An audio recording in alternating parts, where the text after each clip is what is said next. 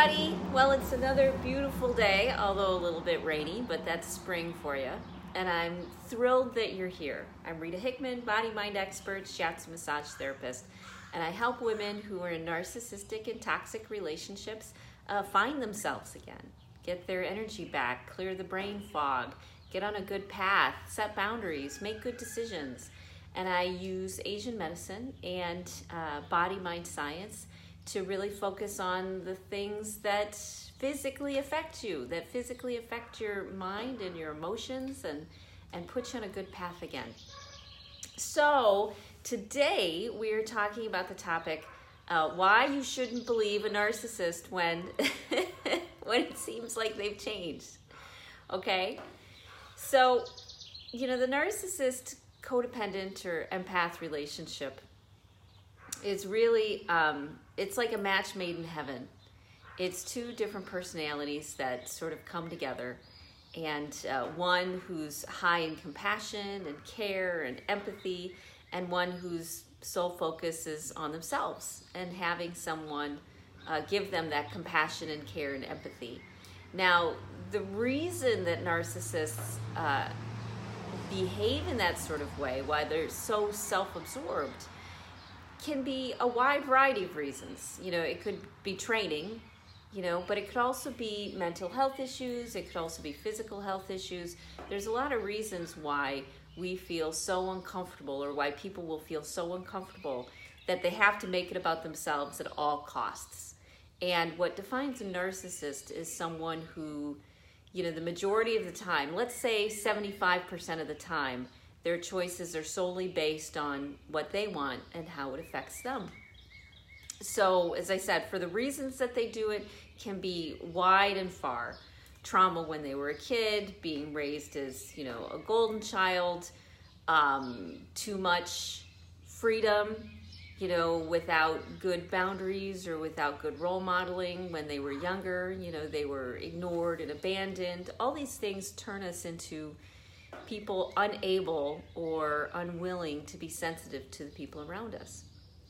So, these deeply ingrained behaviors of fear and anxiety and needing to control and protect oneself at all costs, those things, just like with you, are kind of hardwired into their system. They're hardwired into their brain and hardwired into their body.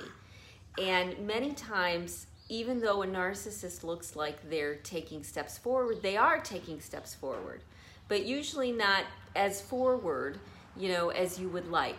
Let's say they have a great day. They have a good day. You've got a good conversation.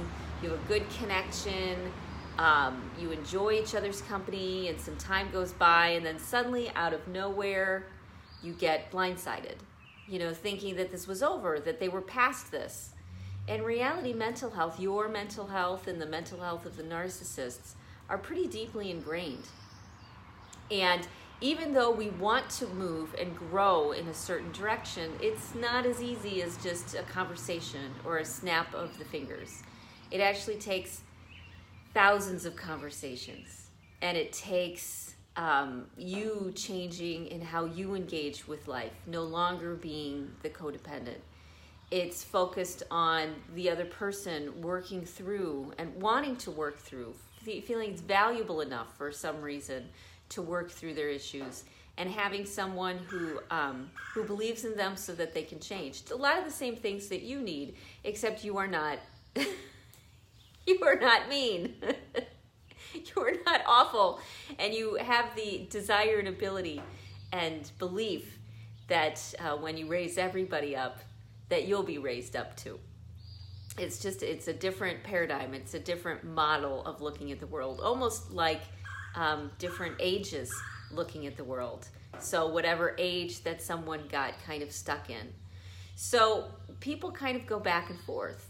They go back and forth between, their pain and their trauma and their triggers and their issues to the person they are when they're in fight or flight, to the person that they are when they are in a good place, in a balanced place. That's why narcissists are so nice when things are going their way, because they feel good.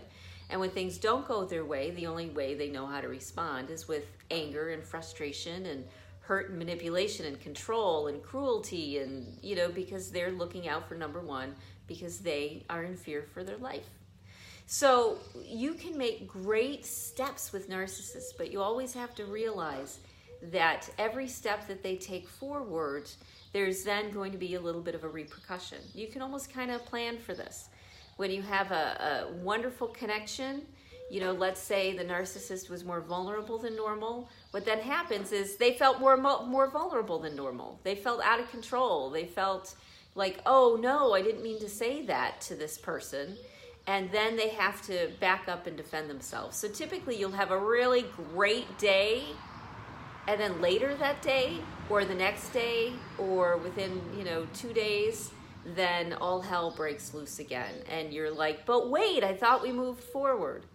You really have to look at your growth process, and if the narcissist is willing and interested in growing, or even if they're not, you can help them grow in a positive direction.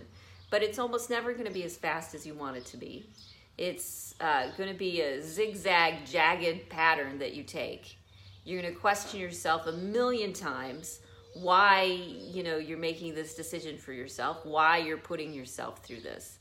And the only reason to put yourself through that is when you really have a connection with the narcissist. You have faith that their deeper intention is to move forward, and compassion for their mental health issue, and compassion for your, how you respond to things too, your trauma and your pain and your issues. So when you're in a relationship with a narcissist, you can cross your fingers and hope and wish and pray all you want. And in actuality, they do change. Everybody changes. Time changes us. Hormones change us. The weather changes us. It's just not going to happen as fast as, or sometimes in the way that you want it to be.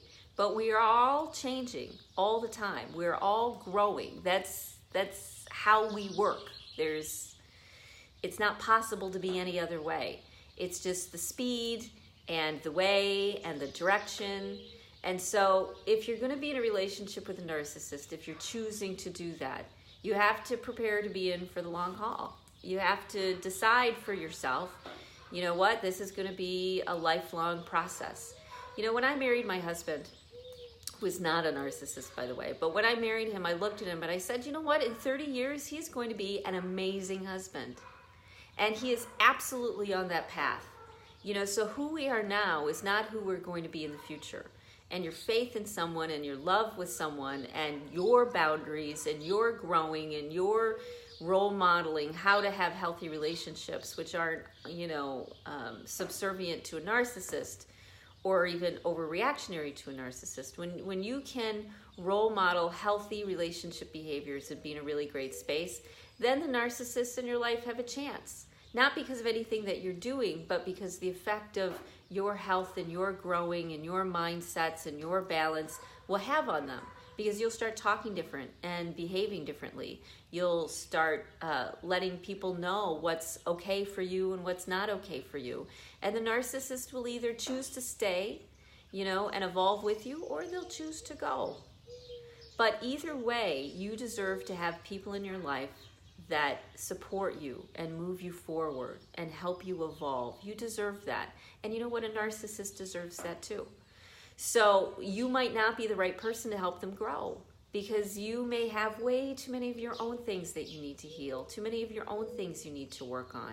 So even though you may have this incredible day or this incredible moment, just remember that there is a backswing to that. When someone gets close and vulnerable, then they feel scared and they run away in the opposite direction back to their bad habits. If you expect this, it's not going to take you off guard as much. You see, I laugh. Yeah, still takes you off guard.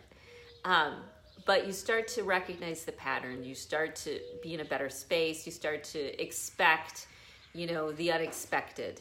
And when you get into a better place and you expect the unexpected, then you aren't knocked off balance so easy. And you're able to stay on the course that you want to be on, someone who's kind and loving and supportive and nurturing. That doesn't necessarily mean that the narcissist is the right person for you. It just means that you're giving them the opportunity to evolve and grow, And that's the best you can give someone. You're giving them role modeling, you're giving them the opportunity, you're giving them the love and support from whatever distance you need to be at, 100 miles away or next door, whatever you choose to be. But you can't expect a narcissist to have a good day and then suddenly to be the person that you've always wanted. Their best day also includes their worst moments. So put that into the equation, okay? So anyways, so today's homework assignment is, what should we do today? What should you work on? Let's see. Today, I want you to do something specifically for your mental health. I want you to read something. I want you to watch something that inspires you and gets you thinking on a higher level. Some of my favorite authors are Marianne Williamson, Eben Pagan, who's a marketer, believe it or not, but he's got great ideas. Greg Braden, one of my favorites. Joe Dispenza, Tony Robbins. Let's see, who else? Anybody, authors who, are from Hay House, Hay House, if you haven't involved with them.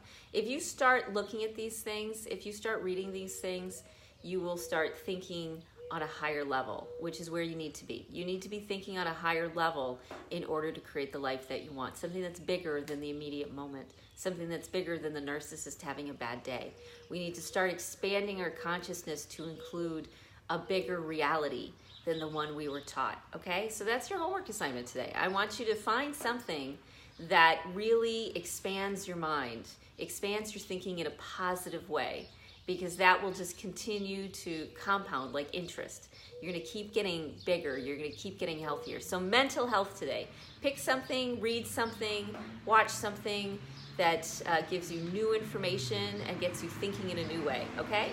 And if you haven't already joined the Healthy Mindsets to Cope with Narcissists Facebook group, put out the request and join. And if you've already joined, ask other people to join.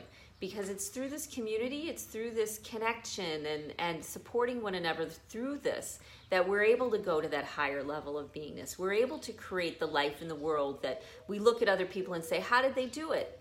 When you look at me and say, how do you do it? These are the steps that I took. This is what I did. Community, inspiration, open-mindedness, working on my own wounds and issues, and doing it in as loving and supportive way as I can, without judgmentalism and without anger and without blame or shame for myself, just the natural process. And when you start doing that for yourself and realize how hard it is, but easy it is to transform and change, you'll start to have more compassion for the narcissist in your life too. And the reason that's good is because it gives you inner peace. When you have compassion, when something makes sense to you, it gives you inner peace. And now you've reclaimed that energy and you get to use it for something different. You get to use it for something better and more fun, to create something instead of wasted energy that's just keeping you in the same spot. Okay? So cool. Have a great rest of your day. Looking forward to seeing you tomorrow. And I'll talk to you later.